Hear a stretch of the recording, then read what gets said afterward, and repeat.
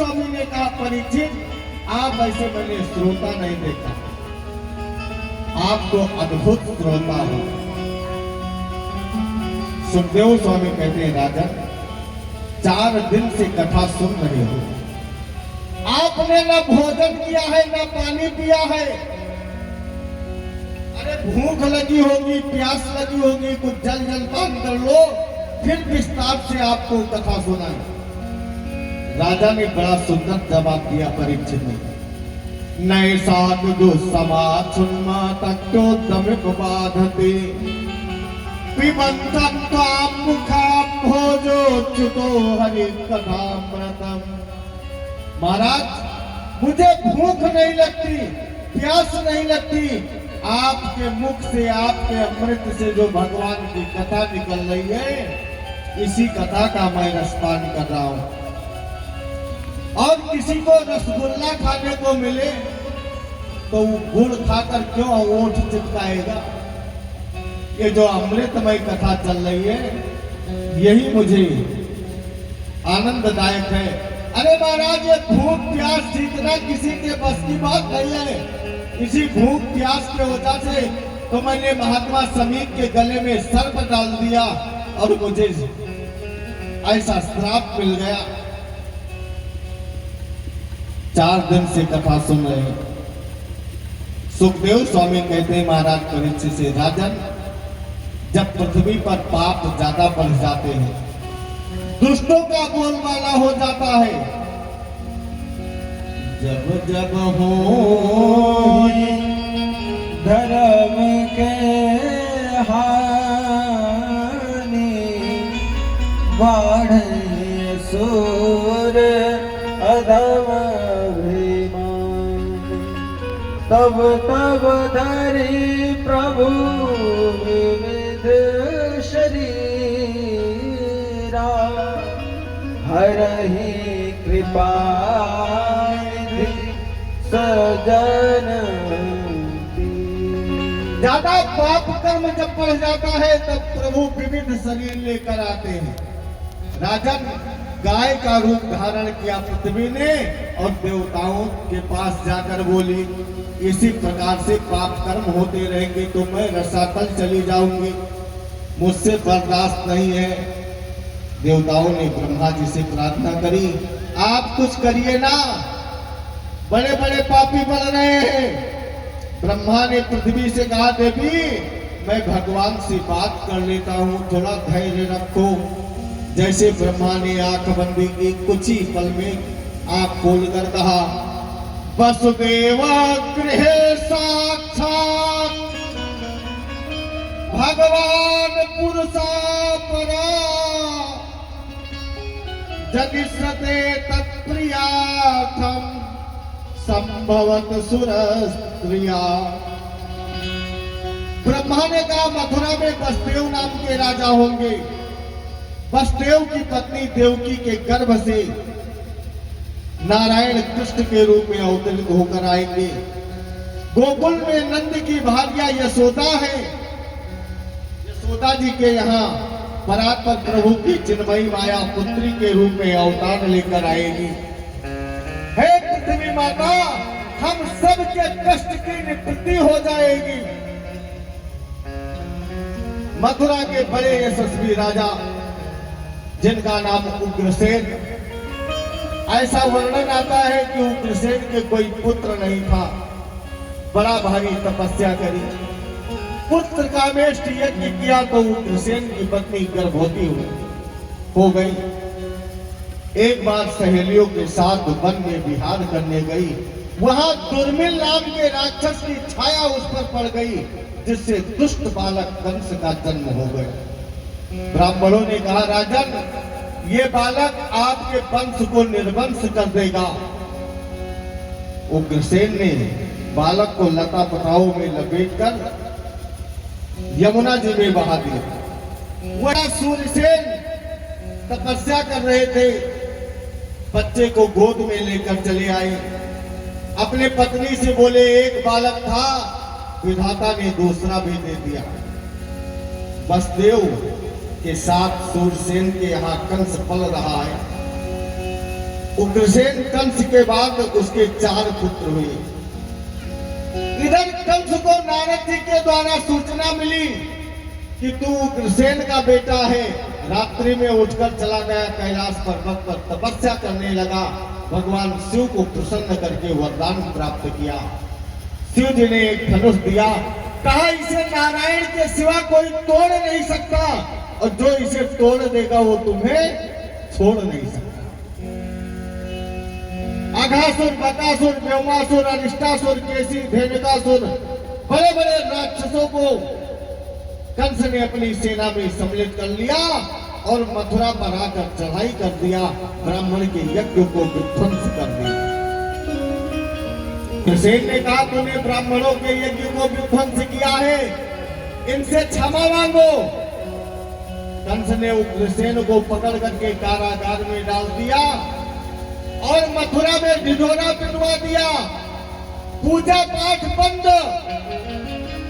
और यज्ञ करनी है तो कंस महायज्ञ करो, स्वाहा बोलना है तो कंसाय स्वाहा बोलो, और ब्राह्मण भोजन एकदम बंद। के मन में एक और भाव आया कि देवकी का विवाह कर दो। चाचा की पुत्री है, छोटी बहन है, बस देव के साथ देवकी का विवाह संपन्न हो रहा है। बड़े धूमधाम से विवाह हुआ। कंस ने दहेज में दिया दासी नाम सुकुमारी नाम द्वैसते समलंकृते। 10,000 दासियां कंस ने दिया सेवा करने के लिए। लेकिन जैसे कंस वसुदेव देवकी को विदा करने चला, अस्यास्तमो गर्भो हंताया बहसे बुधा। आकाशवाणी हुई, अरे कंस, जिस बहन देवकी को विदा करने जा रहे हो, इसी देवकी का अष्टम गर्भ तुम्हारा काल होगा। ये नहीं कहा कि बेटा काल होगा कि बेटी काल होगा, अष्टम गर्भ तुम्हारा काल होगा। कंस ने सोचा मेरे शत्रु को जन्म देगी देवकी, इसको मैं जीवित नहीं छोड़ूंगा। कंस ने तुरंत देवकी के ऊपर केस पकड़ करके रथ से नीचे खींच लिया और तलवार निकालने कर मारने के लिए उद्यत हुआ। वसुदेव जी ने बहुत समझाया, मृत्युर्जन्मवतां वीर देहेन सा जायते आद्देवा सतां देवै मृत्युर्नाम पाणिना ध्रुवाः।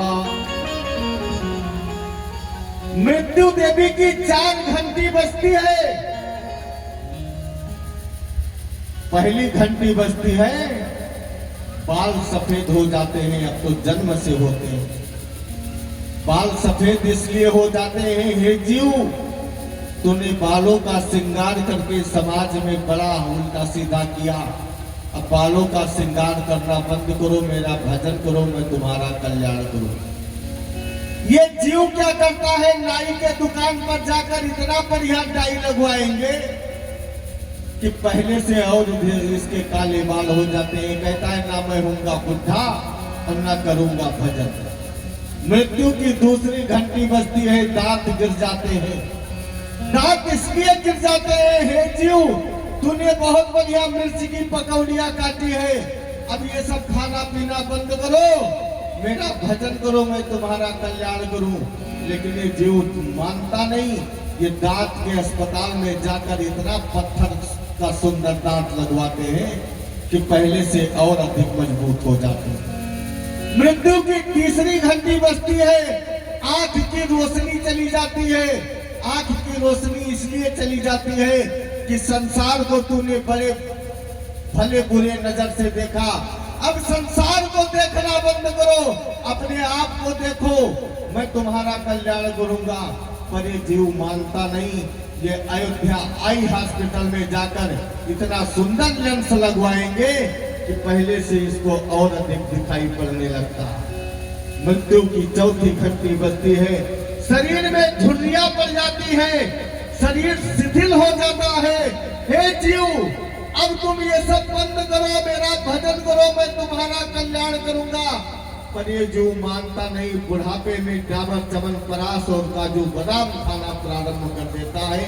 ये कहता है ना मैं होऊंगा बुढ़ा और ना ही करूंगा भजन। मृत्यु की 5वीं बार घंटी नहीं बजता मेरे भक्तों, मृत्यु की 5वीं बार घंटा बजता है।